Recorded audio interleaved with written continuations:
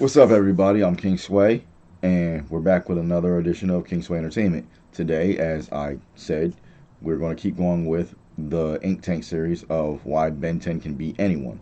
I haven't seen this one, but it says SeththeProgrammer Rebuttal. So, as I've said, as I've been doing, what I'm going to do is after they make a point, if I agree or disagree with it, I'm going to pause the video so that it's not me talking over them or them talking over me. And then I'm going to make my points for or against it. The last one I did, I got 2 comments on it, and yeah, okay, look. 2 people liked it. As of this recording, 2 people liked it, 1 person didn't. Not everybody's going to agree with what I'm saying. I'm flat out telling you that. As I said in the first one, I am a Ben 10 fan, but I do not feel as though Ben 10 can beat anyone, and I keep giving reasons and examples of my way of thinking. But here we go. What's up, guys? Kuro the Artist here. Ever since I put out my video of Ben 10 and Goku, nobody watched it. It only got popular the past 2 weeks or 3, I don't know, which I really appreciate. Ever since that, people have been begging me to add a part 2 to the video, like, oh, what about this? What about that? And honestly, all of your questions could be answered if you would just watch the video. And the only reason why I would really elaborate on it is if, like, it ever got, like, some type of special attention, like, Alright, first of all, Seth, what the hell? I thought we were gonna collab. I sent you an email, I hit you up on Twitter. If you really wanted to do this, why not get me in on it? But anyways, Seth did a rebuttal. I watched it. Very good points. I really appreciate him taking the time out of his day to, like, make this video, even though at first he said he didn't want to on Twitter. But you got some facts wrong, buddy, and apparently I'm going to have to make a part 2 to this video. It's not going to be as visually appealing as the first one. I do have a lot of projects I'm working on that I would really like to get back to, but I guess this is what I got to do. So here we go. My rebuttal for Seth the Programmer's debunk of my video. For example, Clockwork claimed that with his time ray, he can pretty much, touch anything with his rays and no matter what. I never said Clockwork's time ray works no matter what. Where are you getting that? He brought up, like, random street level characters that clearly do not have any chance against Goku or Superman so that he could get more ad revenue from his video being longer. I actually had no idea I was earning ad revenue. I kind of just put this video on YouTube because, I don't know, that's what people do with videos. I originally put it on my Facebook where I mainly, like, circulate my projects. I'm going to pause it right there. The only reason I'm pausing it is because this Seth the Programmer guy seems like a fucking dick. Now, I'm not agreeing with Kuro, the artist. I'm not agreeing with Ink Tank's. Ben 10 can beat anybody. But just from this little bit that I'm like, yo, dude's a douche. That's just my take on it. Don't kill the messenger. Well, no, fuck it, because I'm the one saying it. I'm not just a messenger. But look, all I'm saying is, that's just my feelings on it right now, just from this little bit. Continuing. I guess I'm more interested in doing comics. In fact, I mostly put stuff up on my website now. But yeah, the ad revenue, I know that was just kind of like a joke, but I just want to point out that's not why the video is so long. How if Ben just scanned Goku and Superman, he would just become them, pretty much. Actually, I claimed when Ben scans alien DNA, he transforms into that species, not Goku and Superman. But if Ben scans Superman and turned into a Kryptonian, and both Superman and Kryptonian Ben are getting their powers from the same sun, plus Ben being able to download Superman's moveset into his consciousness, which I covered in the video, that would level the playing field pretty well. As for the lower Saiyan class warrior thing, Dwayne McDuffie stated that Ben transforms into a prime example of the species, i.e. the Goku of the species, and I covered that too. So yes, if Ben was able to transform into a Kryptonian or a Saiyan, he would have their movesets in his brain, and he would be a very powerful version of that species. Now, I'm going to reiterate what I said. No, that is not correct. They're saying movesets and things to that degree. Saiyans have power. They're born with power. but you need to learn techniques. Unless you're scanning somebody's brain, the DNA, I don't feel as though DNA memory is going to give you their techniques. So yeah, you can become a Saiyan, and you can even be Super Saiyan 3, and you pop up as Super Saiyan 3, but you can't fly. You don't know how to shoot energy, because those things are learned. But I will say that those are learned pretty easily within the Dragon Ball universe. Even though they didn't introduce flying until, what, Chaozu in Dragon Ball? The World Tournament, when he was walking on the air. And then after Chaozu, when it went to Dragon Ball Z, which was actually what I started with. I started with Dragon Ball Z. I did not see Dragon Ball first. So I went backwards. Then everybody could fly in Dragon Ball Z. And it just, obviously, they keep upping the powers. But that's like saying humans, if he scanned a prime human, he would have all their techniques. No, that stuff is learned. Goku is an alien. Krillin is a human. They both learned the same techniques. They both learning the same stuff. No. It's no.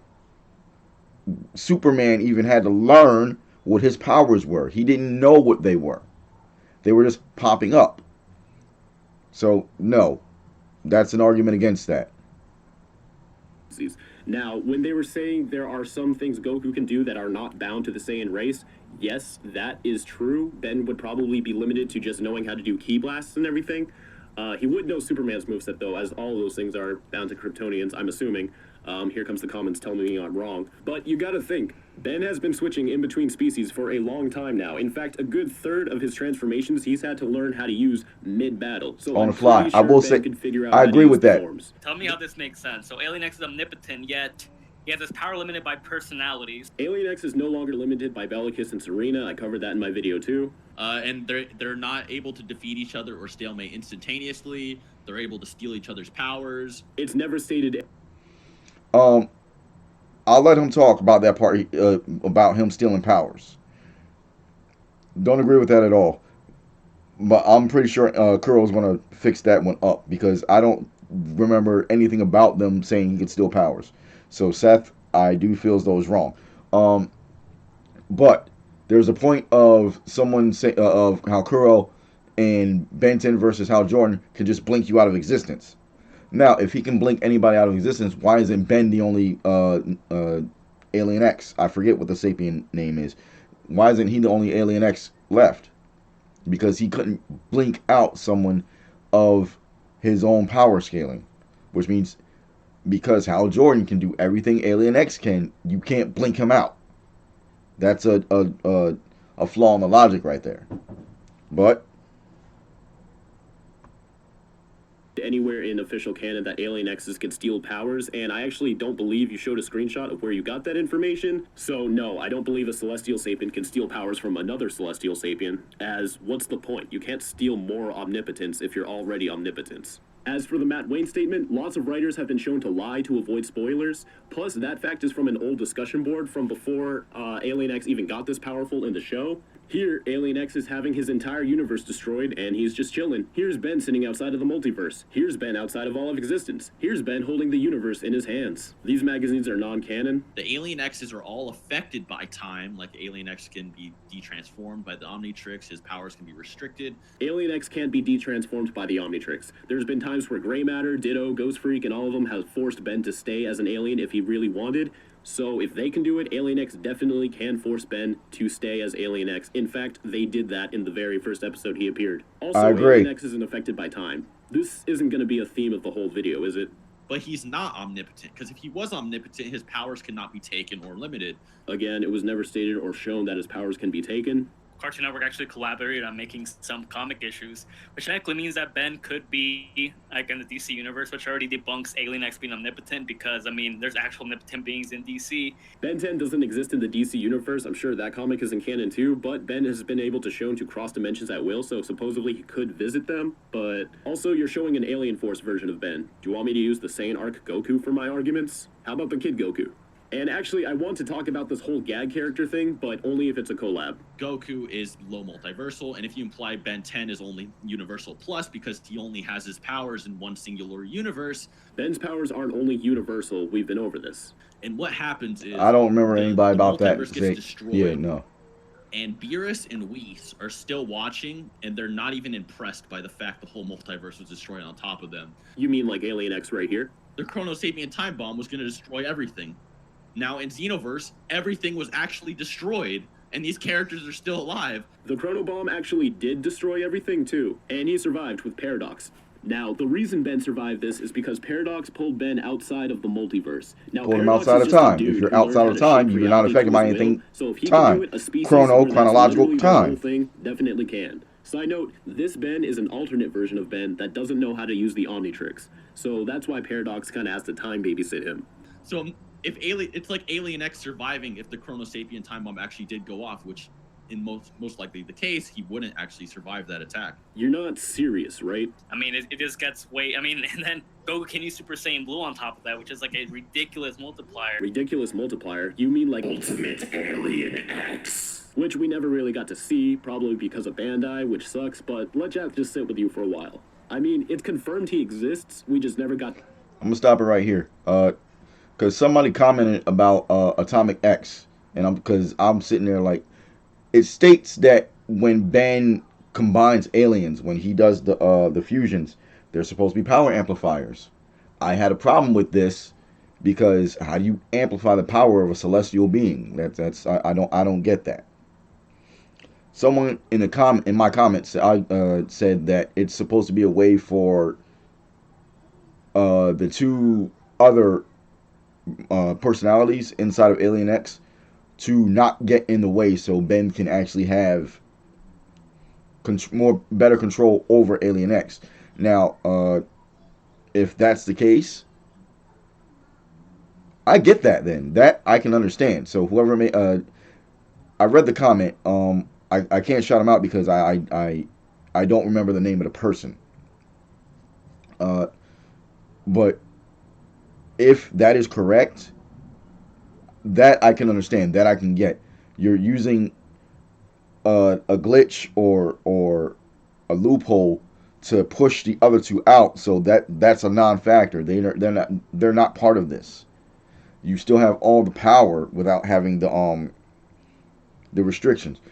But I would also say that, didn't he have control over it anyway? Didn't he convince them to go argue over there for eternity?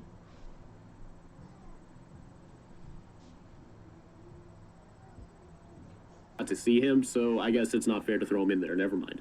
Now that I think of it, in all honesty, all Ben has to do is just turn into Alien X and just sit there until Goku gets tired. This one's the more popular statement about Alien X. And this is by Derek Wyatt. Now, I know you guys elaborated on how Derek J. Wyatt's word is incredible. I just want to throw my own 2 cents in there, because that's been a problem in the Ben 10 fandom for a long time. Now, Derek J. Wyatt has been shown to be unreliable on multiple cases, and that... I just want to speak on the point where it was like, I just need to turn to Alien X and just let Goku get tired out. I don't think that's going to be a thing. Maybe with Goku, but it's not going to be with, like, Superman. I'm only saying it because Superman literally shattered space and time with a punch to punch death itself in the face. Look that up. It's a thing. Superboy Prime has pretty much done the same thing. I stated in the last video that it took 2 Supermen and at least 1 Flash, and they had to throw him into the Speed Force just to get rid of him, because Superboy Prime was smart enough to wear armor that feeds him solar radiation all the time. It's like being in the middle of the sun all the time. He's approaching...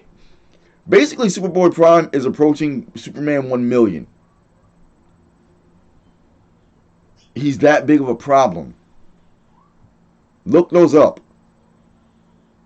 That's because he's very biased against the Ultimate Alien Force era of Ben 10 and tried to force Omniverse to be his perfect vision of the show. So on message boards and stuff, he'd make ridiculous claims and they are no way backed up by the show. Stuff like Primus not existing anymore, Ken not existing anymore. He made sure Jet Ray wasn't in Omniverse at all just because he didn't like him. So if you ask Derek J. White about something that wasn't confirmed in the show, you're gonna get an answer he wants to be true because he's convinced we will believe it instead of actually confirming it with all the other writers of the show. And this is also the multiverse or omniverse. Okay. In Ben 10. Of course there's an Omniverse. It's called Ben 10 Omniverse. You even showed a clip from an episode where Ben met multiple versions of himself and they all had a huge alien battle. Did you not watch the clip you're using? One of these Supermen was so strong that he could literally hold the universe like from falling apart. Like, I don't ask for this. Oh my goodness, it's the new generation of gaming. Capital One Shopping is amazing.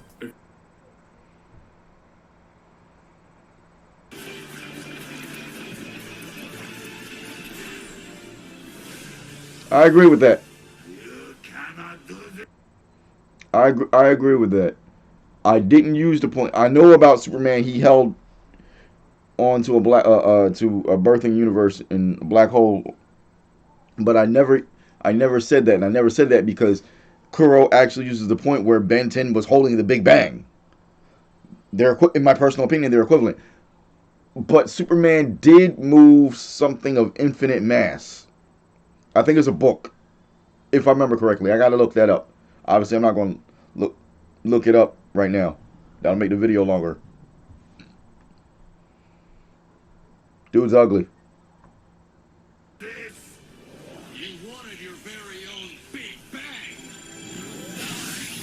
so, and that's an actual Superman. It's not, cosmic armor. That's literally Superman himself.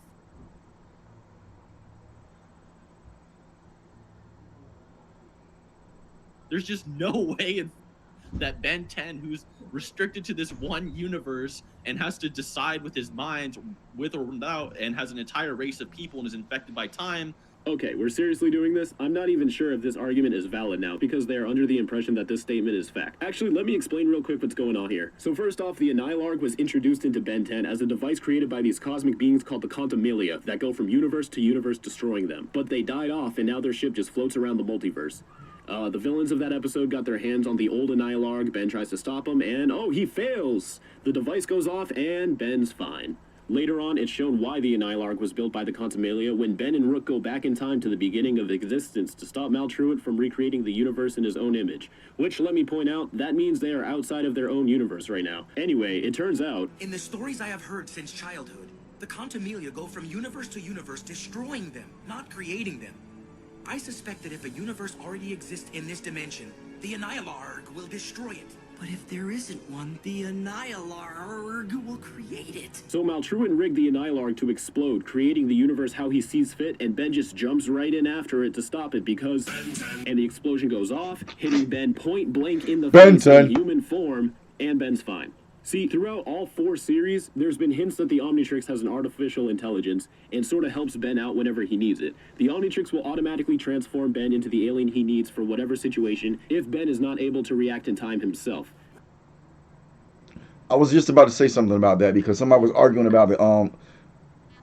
Because I stated in the last video that when Ben gets a different alien than what he wanted, it's because the Omnitrix feels that alien that it picked for him rather than the alien he wanted would be the better thing, and someone tried to argue against that. I'm like, it states that in the show. Last time I checked. I always figured the Omnitrix had a failsafe that wouldn't let me die, and sure enough, it kicked in right when the Big Bang started. Gave me just the alien I needed. Your recklessness never ceases to amaze. Not reckless. It always seems to give me the right alien, even when I want something else. What did I just say? Stop fighting it. So, if Ben took a blast the size of existence to the face while still human, you really think the whole Goku is fast enough to cut Ben's arm off before he can transform argument is still valid? You really think the Omnitrix would allow that to happen? Even so, That implies Goku must know what the Omnitrix actually is. If Ben met Goku for the first time and challenged him to a battle, you really think he's going to suspect what kind of weird watch he's wearing? Have you seen the people Goku went up against? Kuro, I respect the grind. It's my job to I'll give him that. destroy I'll agree with misinformation. that. Well, you did your job wrong. Thank you guys again for checking out this video. I hope this clears up a lot of the arguments. Please don't make me have to make a part 3. Literally just watch the videos and all of your questions will be answered. You can help support me by checking out my comic book on my website. That would really help me out. And I got a whole bunch of new projects set up for you guys in the future. So until then, keep it fizzy.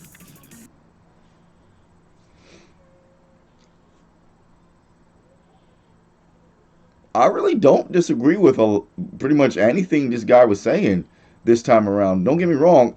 As I said, I don't agree that Ben 10 can beat anybody. But he made the point that if human Ben can survive a big old blast like that, do you really think he's getting his arm cut off? I'm going to say, I've got to agree with that. I don't like it, but I got to agree with it. The logic and the points lead to that. But as Kuro was pointing out, Seth was getting things wrong. I actually didn't think I'd sit here agreeing with Kuro more often than not. I didn't think that was going to happen.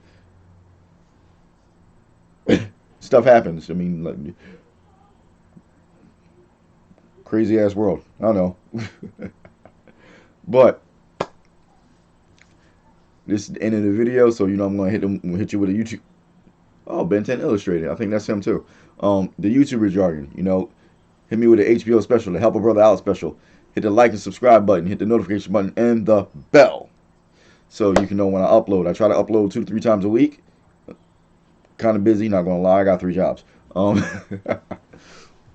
of them is I write myself and I do videos. I do comedy skits and videos. I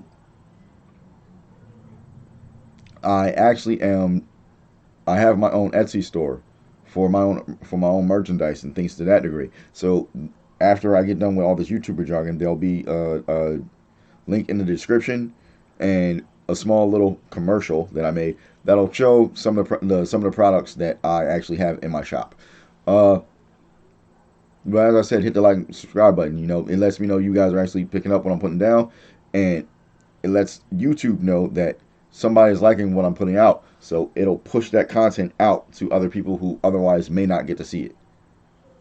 But, no but. That's it. In the meantime, in between times, always with the peace signs, I'm King Sway, agreeing with Kuro the artist, which is very odd to me. But I'm going to see you in the next one.